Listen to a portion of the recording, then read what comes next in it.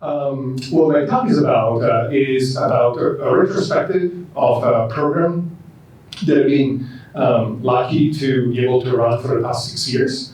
And so I want to share a bit of my journey, how this came together, what insights really shaped the design of this program, and what are the things that we did, and what are some lessons that we learned through this design program. All right. So, yeah, that's a little bit what we're talking about, really starting with my journey. I'm going to give you an introduction also of open science within the context of the organization that I'm working for, and then really give you like 4 examples of partnerships and collaborations that we funded. That's sort of like a representative type of open science that we focus on. All right, so I thought it would be fun to start with my journey in open, because careers in open science are so unpredictable, and people get into open science for reasons that they didn't anticipate. Nobody trains you to be an open scientist, right? You become one for some reason. And so I did my PhD in France, and as many of you, my first experience with open science was a frustration of not being able to access papers. So spending time to figure out ways to access papers.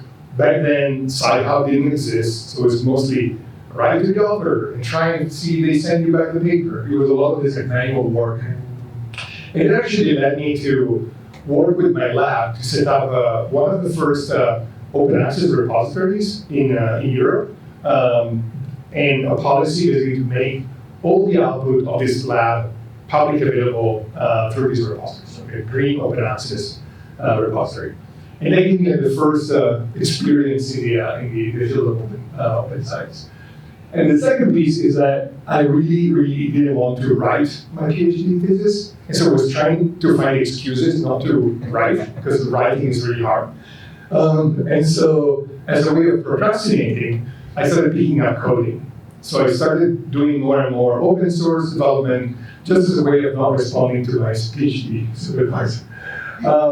And one of the cool things is that this actually gave me a lot of exposure to how open source works, which I really found fascinating back then as a potential model for how people collaborate to produce knowledge, to produce scientific goods. I then went on to do a postdoc, and my postdoc was actually really focused on research and open collaboration. So I got a chance to study how communities produce open goods through form of collaborative models, how these communities function. Think about open source communities, wikis, citizen science, community science projects. So there was a growing field interested in studying the social technical properties of these systems and what makes the system work and what makes the systems fail. And that was very much what I did during my last academic years. And then I left academia. And I left academia because I got this unique chance and privilege to join the Wikimedia Foundation. So the nonprofit foundation, many of you are familiar with, that operates Wikipedia and sister projects. And I was hired as one of the first researchers. And over time, we put together a team, and we basically, I was a director of research at Wikimedia for a couple of years, and really had the ability of studying live how to use research to support one of the largest collaborative projects in human history. And the project is really built from the ground up on principles of open. It's like open source, open data, open knowledge, and open collaboration. And so this is a quick screenshot of the research website of Wikimedia if you're curious about what they're currently doing. But really, we try to figure out how we can use research, including bringing in researchers to help us study and understand and foster this community of volunteers that support the project. And so after 9 years at Wikimedia, I took a weird turn. there was a new philanthropic organization called the Ciência Aberta Initiative that really had open science as one of its core values, really part of its DNA. And they were they had already made investments in open source and some digital infrastructure for science, and they were looking to create an open science program. So a program that would basically invest, like a private foundation or philanthropy, but it invests specifically in ways of making science more open in the field of human biology, so mostly life science research. And so I'm not a biologist, so I had a tremendous imposter syndrome when I considered doing this. But I thought, hey, that sounds like maybe there's something I can contribute, because I've seen how open collaboration works in practice through Wikimedia use. And so one of the questions really inspired me at that point was like, can we make, science and open collaboration are very different, as people were saying before. But maybe there's some element that we can borrow from how Wikipedia works as this giant project that involves tens of thousands of contributors, uses open processes, and there are all kinds of workloads and curation mechanisms to basically produce knowledge. Is there a world in which science can look more like Wikipedia than it does today? And so that's really what inspired me in thinking about this program at the Ciência Aberta Initiative. So I'm going to give a little bit of context about what CCI is trying to do, just to put this in background.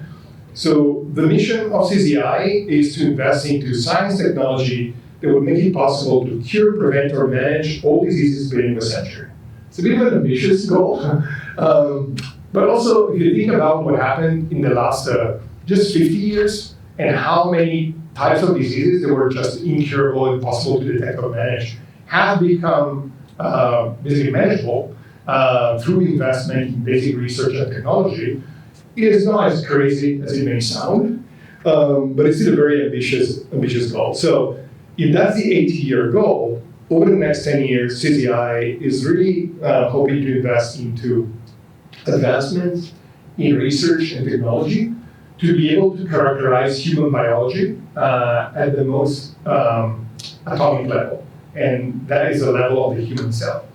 So our goal over the next 10 years is really to try and understand the mysteries of the cell and characterize how the cells function inside the human body.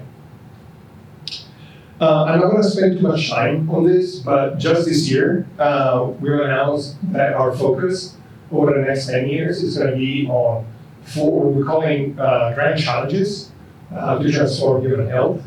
And these are all very technology-focused investments into trying to characterize human biology at the cellular level.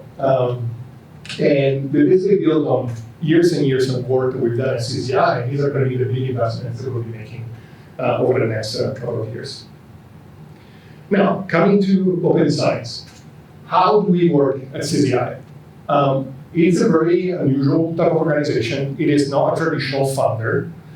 It's not a traditional research institution. It's a bit of a mix of those. We have basically three main components. I'm a part of the funding arm, so the science programs arm. That's a pretty traditional set of funding programs that support external communities and projects. But we also have a science technology, an in-house science technology team. And it's a team that basically builds hardware and builds software, open source solutions in support of our mission. And finally, we have a network of research institutes. If you're familiar with the, Allen Institutes, or these are like privately funded institutes that work with academia, but they're fully funded by CCI. So we basically have these three different levers to our work. And one of the critical things is that open science and open source and open data is really core to all of them. Whether we're funding external partners, or we're building our own technology and software, or we're doing research in institutes, we try to do this with principles of open science. That happened way before I joined. It was really in the DNA of the organization. And so the question now became, okay, if we need to figure out how to invest in open science and how to create a program to support this ecosystem, how do we do it? That was a really daunting question.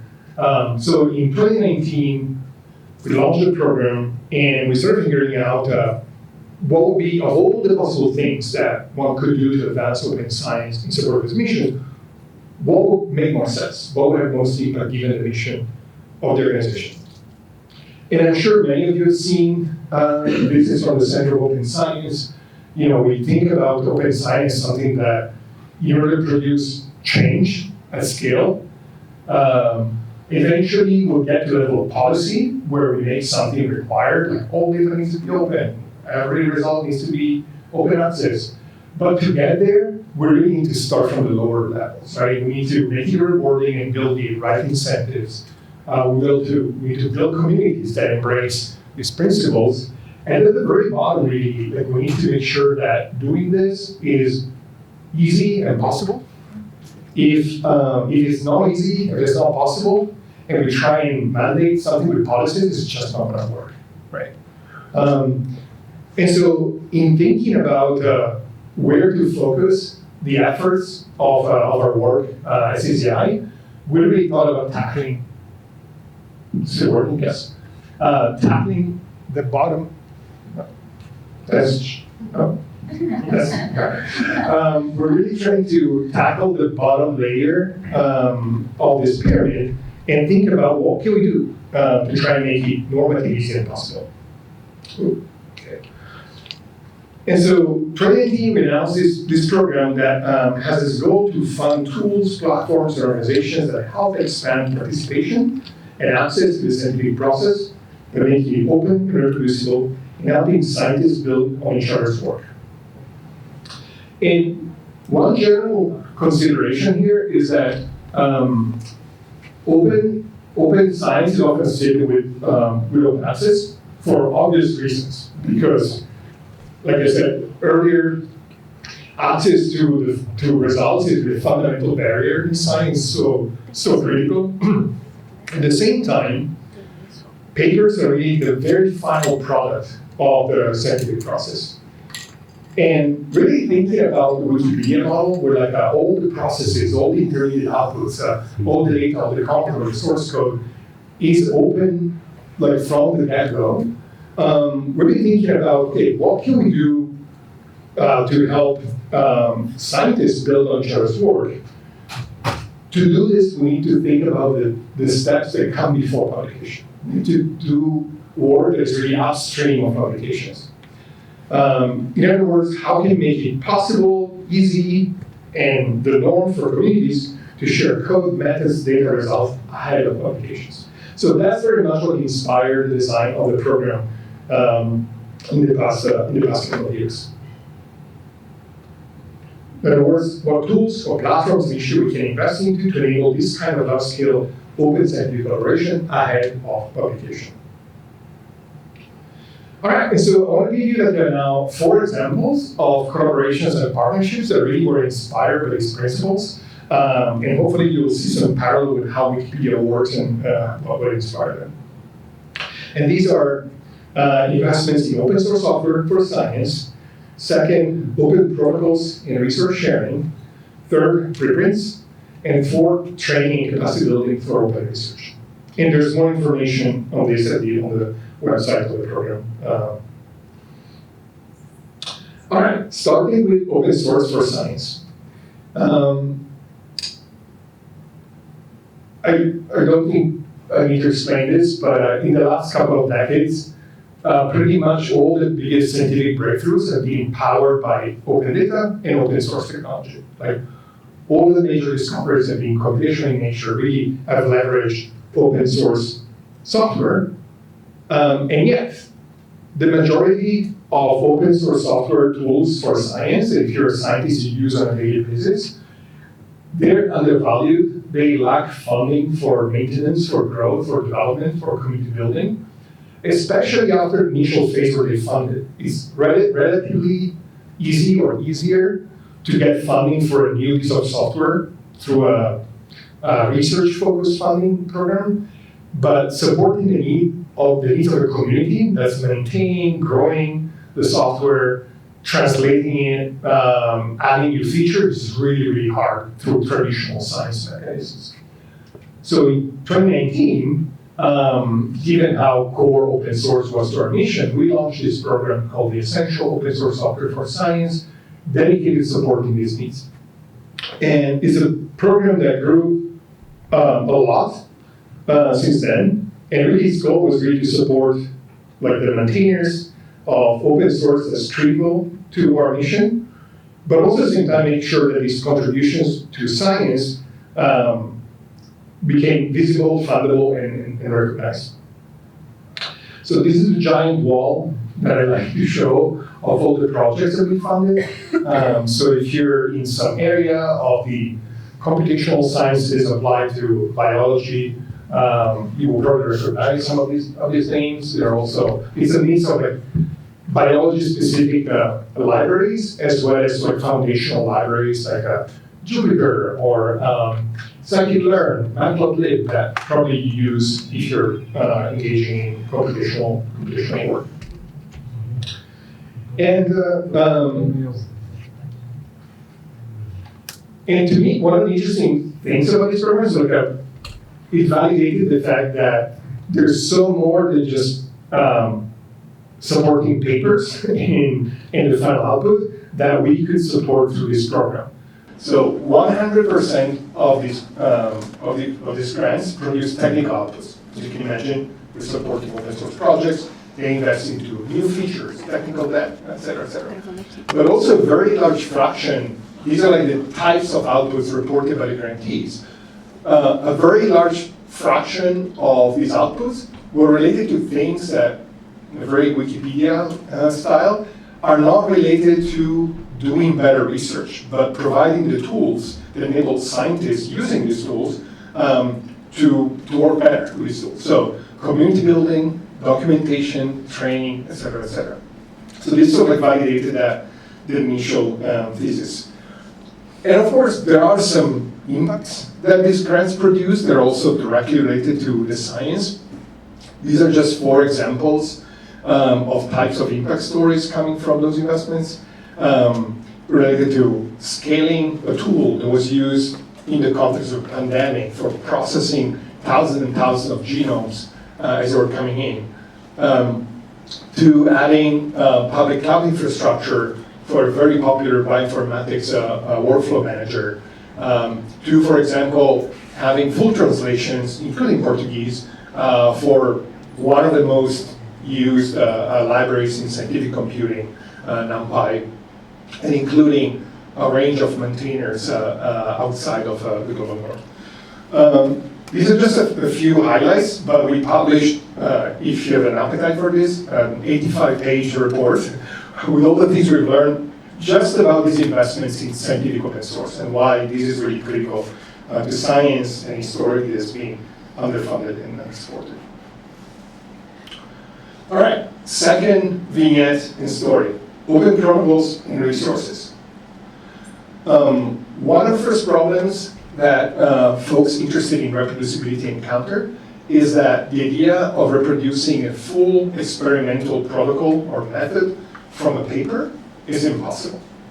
So we write method section in a paper because it's part of the narrative of writing a paper, but good luck trying to reconstruct the exact methods, the exact protocols, the instruments that were used, the resources were used just for methods section of the paper. It's impossible, right? And that means that people want to replicate these results or even like reuse the same processes cannot do this because they lack this key information about all these resources involved. And back in 2019, we started a collaboration with a platform called Protocols.io that basically tries to do that. Tries to create an online library.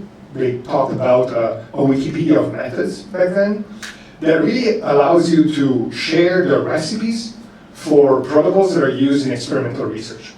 Typically, if you're in a wet lab, there's a book. It's literally a recipe book with all the procedures and methods, what temperature you need to use for a specific process, what reagents you need to use. That is stuck on someone's lab in a physical paper. This project tried to say, hey, can we make it openly available so people can share them, save their work or homework, and most importantly, reuse them and build on top of that. All of these protocols are CC BY licensed, and there's no fee to upload them or consume them. So it's one of the projects that they were able to support. And now the cool thing is that if you look at the paper, like many papers introduce protocol links. So if you have a regular paper, there's a section that links to the protocol, and the protocol, sure enough, gives you all the detailed steps that the authors use with all types of resources and materials that were part of that experiment. And so again, goals of these, like making experimental methods open and universally accessible and discoverable, and enabling the community to build, remix, reuse, and validate these methods. So second part of this problem is that let's assume that in a perfect world, all these methods exist, they're clearly documented, everybody knows like where to find the recipes for any given protocol, but then you still need the experimental resources to run them. And as it turns out, and this is something we've learned by talking to many scientists on the ground in Africa, in Latin America, that accessing these resources, reagents, plasmids, cell lines, et cetera, is either prohibitively expensive, it's just for various reasons, importing regulations, restrictions, just the supply chain, many reasons that make them really expensive to obtain, or just logistically impossible. In some cases, you can't obtain some of these resources where you are, specifically in low and middle income countries. So there's a digital component of sharing these methods, but what do we do about the actual resources? And that's an area that personally I was not familiar with. I thought very much of open science as the sharing and reuse of digital products, data, code, papers, but there's an entire world of like sharing and contributing and enabling redistribution of physical resources that I learned while I was there that I think is a massive potential impact on science. And so one example of a collaboration in this area is with an organization called Reclone. Reclone is a reagent clone network. It's a global collaboration for equitable access to biotechnology. It now exists in 50 countries. It's used by, there are 500 labs contributing to it. And really the model is to create regional hubs and then a network where people can share what they're producing and the knowledge that goes with it. And it's a fascinating project that I didn't know about until 2 years ago. And we started this collaboration that specifically helped create the Latin American backbone for the project. So thanks to this funding, there are now some nodes in Argentina, Peru, and Chile. And I was super excited just last week, FAPESP announced the creation of the Brazilian node here in USP. So it's expanding in Latin America, and it's really providing like this fundamental access to the key resources that scientists need in the field.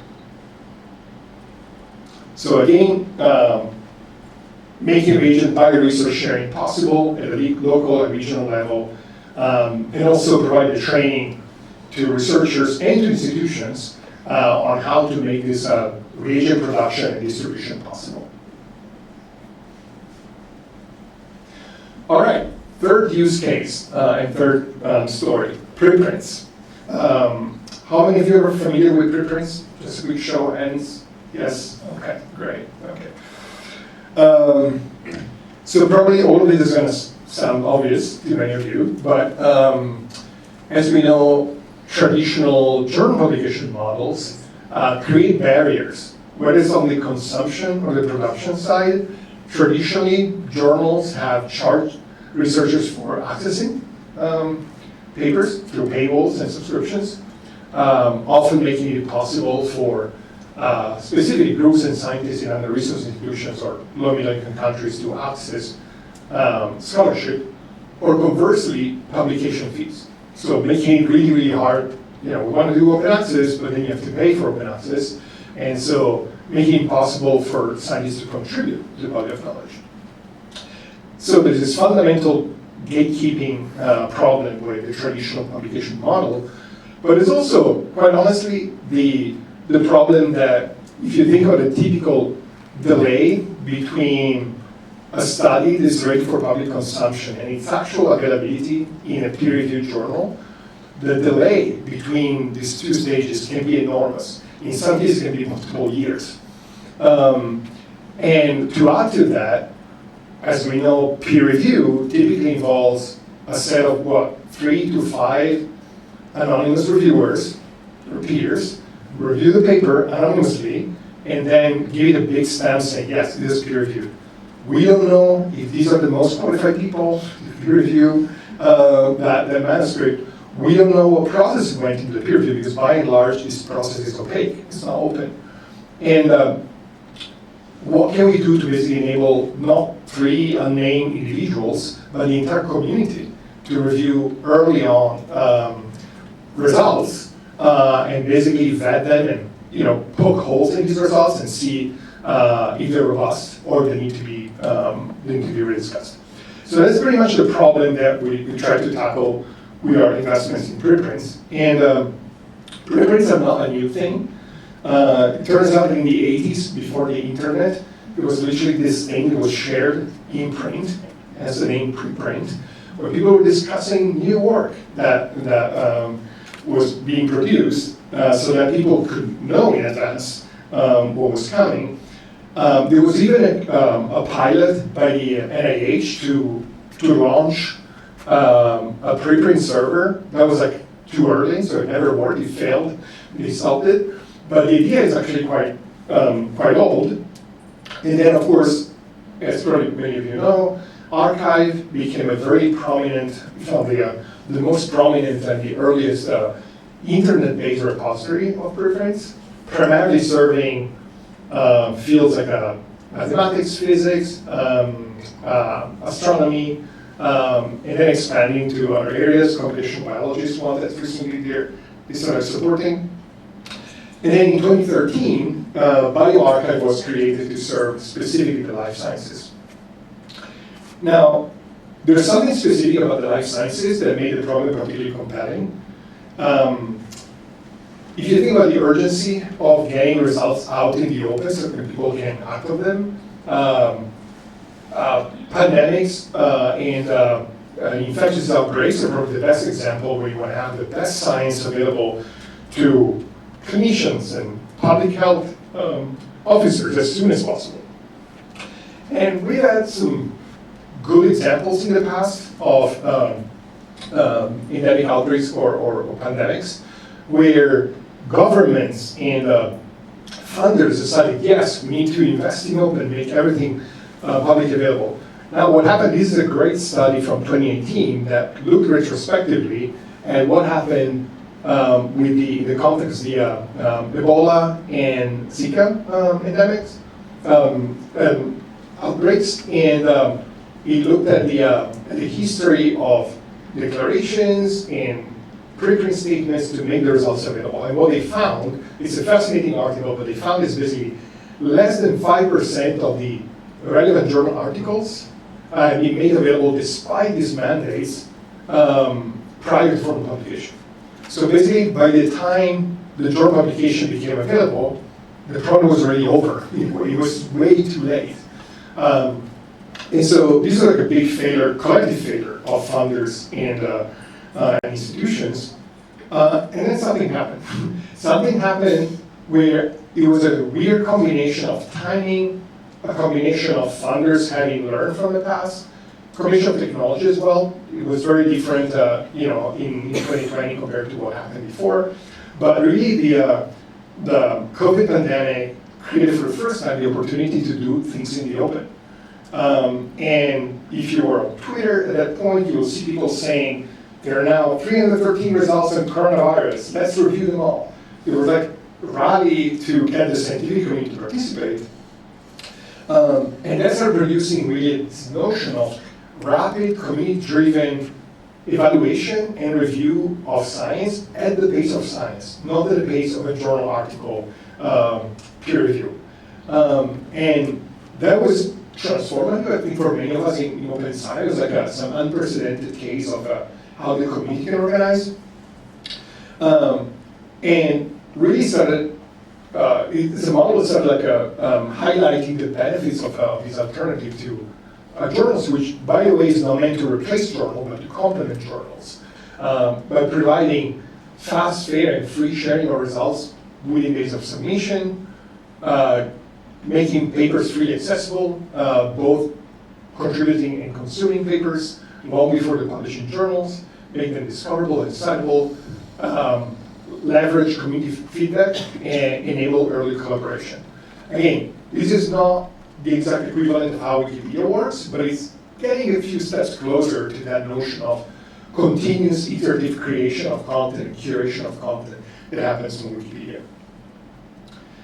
And so this is just an example of the days saved. It's a bit of a shocking statistic when I started looking to this. The median time between a preprint and the journal publication in the life sciences is 150 days, the median. So think about how many papers take even longer than that to get to public consumption. And so the community started saying, hey, we need to start thinking about doing this, not just in the context of pandemics. Can this become the norm?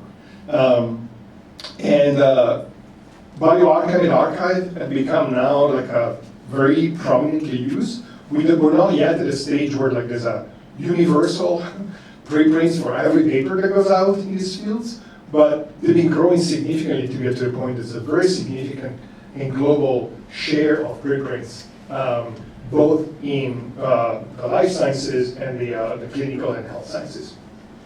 And we supported these projects for a while, and this year we helped create an organization. There's a new nonprofit organization that will steward these servers independently, making sure that they remain as a resource for the scientific community going forward. How am I doing on time? Somebody tell me. It's okay, more 15 minutes. 15. Negative time. Or 10? Yeah, it's great. All right. And so these are just examples of somewhat like wiki-inspired investments to try and make the processes of producing science more iterative, more open from the get-go. But none of that would work if people are not trained, don't have the capacity and the resources to engage in them, right? So we realized that very early on, we need to also start thinking about how to support the organizations that provide this kind of training to make all of it possible. And so the problem here is that often turning grassroots initiatives in open science into something scalable in practices that are widespread and that the entire scientific community benefits from doesn't happen overnight and requires effort and funding and resourcing. And not only training capacity is needed, but also, and importantly, the development of resources in languages and in contexts that are relevant to scientists in their region. The typical example that I like to think of is when you go to a tutorial on any open science practices, and not just a language tutorial, those examples are completely alien for your regional, like the place where you live, the problems that scientists are trying to address in the country. So making sure that these resources, documentation, training, materials exist in local languages and on problems that are relevant to scientists in the community is also super important. And so we started engaging with the open science community in Latin America specifically for a couple of years. There's Tiago somewhere there in the picture. And we're lucky to have some of the some of the leaders in various areas of open science active across the continent. And over time, we established several collaborations. They're very different in nature, but they're really focused on primarily these two areas. Expanding access to training in computational reproducibility, cloud-based data analysis, and open something, which I forgot to type, as well as broadening access to contributions to open source software and open hardware, and making this part of academic curriculum. So organizations like our Open Sci that has launched a program focused on like Latin American contributors. CabanaNet is working on bioinformatics training across the continent. Método Ciencia, organization based in Argentina, but with a regional wide network, is also working on this capacity building for science. And there's another project like COMP, which is a very famous training program that operates globally. And we've been working with these groups that have really a good footprint in scientific communities to help them basically train more scientists to adopt open practices. So this is sort of an overview of like the lessons that we learned and what we were able to do with this program. And I want to close with one reflection here. You know, talking of metrics and impact, much as open science has been so focused on publications, we kept talking about open access as almost the only problem to tackle. Impact, as we know, has been really, really focused on citations, right? Citation metrics have been like a ruling science and science investments for decades, since the 60s. But really, if you start thinking about some of these resources and the impact that they're having, there's something quite stunning that's happening. So this is, by some measure, the most cited paper in human history. Lowry held the 1951 paper. It has accumulated today something like 300,000 citations, which, well, I can say it's a huge achievement for a paper. But if you look at a software library in Python, it's like a standard data acquisition library that probably, if you use Python for your work, you're guaranteed to be using. It has only in GitHub 1.8 million dependent repositories that are basically using the library. And this is a vast underestimate of how many papers and how many notebooks are using that. So the lesson here is that maybe Matplotlib enabled more science than Lowry et al. And if software dependencies count as citations, this would be one of the most impactful projects in the history of science. And yet, funding and impact assessment and careers and job opportunities tend to go where the citations are. So the message and what we've been trying to do with this program is really to try and think about those tools, those processes, those resources that are really enabling science at scale, even though they're not getting the credit they should deserve, because their impact is way bigger than any single paper ever published by any individual. So that's pretty much like what really keeps me up at night, keep thinking of as I think about how to enable open science. So to sum this up, open access still remains a priority. We're not at a stage where we've solved the problem of universal access to the published scientific knowledge, especially for researchers living in the global south or outside of like well-resourced institutions. And again, scientific publication only represents the final stage of the research process. Very much inspired by how Wikimedia works. If we want to open up the process of science, there are many ways in which we can draw inspiration from models of open collaboration and peer production, and really think about the tools and platforms and systems that enable this kind of early and rapid and open sharing. And so I hope to convince you that there's an opportunity to invest into this kind of like tools, platforms, and cluster initiatives that will allow scientists to build on each other's work and share resources rapidly. And by doing this, we can create force multipliers for the scientific community. And that's like the flavor of open science that I've been thinking of to produce some of the most important outcomes. So with that, I want to thank you, and happy to take any questions. I'll try my best to not respond in Portuguese, but maybe somebody can help me if there are questions in Portuguese. I'm happy to ask. Dario, thank you for the presentation. And my question is about, I would say, a global trend that is both impacting open science and the way that you have presented it, and Wikimedia, which is this outburst of AIs and the way that they have been developed through non-open scientific methods, and the way, to some extent, that they are putting into jeopardy all these community-based projects, including Wikimedia, but also I would say the way that open science has worked so far in terms of methods and philosophies. And I wanted to have your impression about how this is being integrated into this, the way that you are envisioning this process.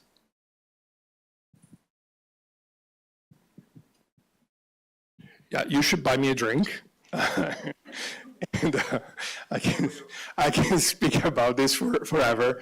Yeah, it's. I mean, I think everybody is watching this and trying to figure out really how open and AI, which I'm a cautious optimist with AI. I know there's a ton of really tremendous and really terrible forms of misuse, but also when it comes to science specifically and some of the applications, the low-level applications of AI to some of the key problems that, for example, I mentioned before, I tend to be cautiously optimistic about this. That being said, what you were saying, this is a fundamental problem of how to avoid the free rider problem of the system trained often on open resources, in some cases with copyrighted resources that it should have not been trained on, without any form of reciprocity, right? And I think, so from where I stand, I see that there are two big problems that as a community we need to sort out. One is, what does open mean in the context of AI, right? So in this huge debate about whether code and training data and open weights, what count as a standard, the golden standard for open in the world of AI? We've developed pretty good licensing models and standards and expectations for traditional outputs, such as data and papers and code. We still don't know exactly what counts as a gold standard for releasing models in the open. And I think that's one part of the problem we need to tackle. But the second one is really this question of reciprocity, right? How can these developments give back to the resource creators? And there's no solution that I've seen that is a compelling, but Creative Commons has launched just a couple of months ago this new initiative called Signals. And it's an attempt at saying, well, we cannot really codify some of the expectations of reciprocity in licenses. Licenses are not a good tool to prevent models from training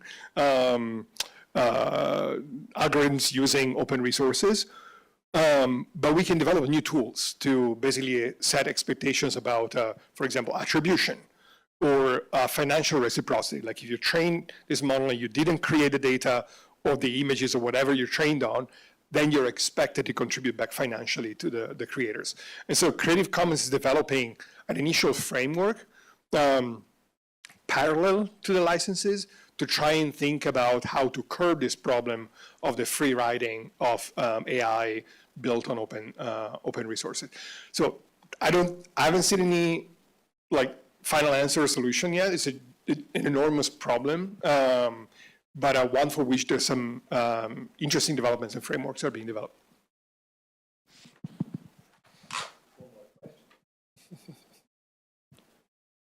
Atrás. Se apresenta, por favor, fala de onde você é. Vou falar em português, aí vocês podem traduzir. Então, eu sou a Clarissa, boa tarde, bom dia. Eu sou jornalista, antropóloga da Unicamp. E aí, minha pergunta é no sentido de que eu participo da Ciência Aberta através de um viés hacker, enfim, é um viés anarquista. E aí minha pergunta é, como que, com o que a gente está vendo de um tecnofascismo que está ficando cada vez mais forte, incluindo pessoas como Mark Zuckerberg, como que a Fundação se posiciona politicamente com relação à ciência aberta e como que a gente faz para que desconfianças com relação ao uso dessa ciência aberta, né, como seja confiável? You should also buy me a drink so we can talk about this. But no, the short answer is like I think, you know, even aside from Mark Zuckerberg and Meta, what they're doing, there's a problem that we're all seeing. There's like a billionaire companies that are running like an AI enterprise, and then there are efforts to basically invest into science, and often these two things are at odds with each other. So I agree with your premise. Whether or not like we're doing here can be trusted, or you can engage with it so that you can judge for yourself. It's like an effort that's genuine or in support of some corporate goals. I cannot answer. It's up to you to go and check it out. We've been trying to work with communities and really understand their needs. And the company that basically generates the wealth that goes into the philanthropy is completely separate from the philanthropy. So we don't decide our programs as a function of what the needs are at Meta. Of course, the founders are the same, but there's a firewall between the two. So my best answer is like yes, this is like I think a very fundamental problem, not just like of this specific philanthropy, but more generally about society and the role of technology. And in terms of like how that impacts the work we're doing, I think the best solution is to look at the work and speak to the folks that we've been working with to see what they're thinking. That's the only answer I can give you. But buy me a drink and I'll tell you more.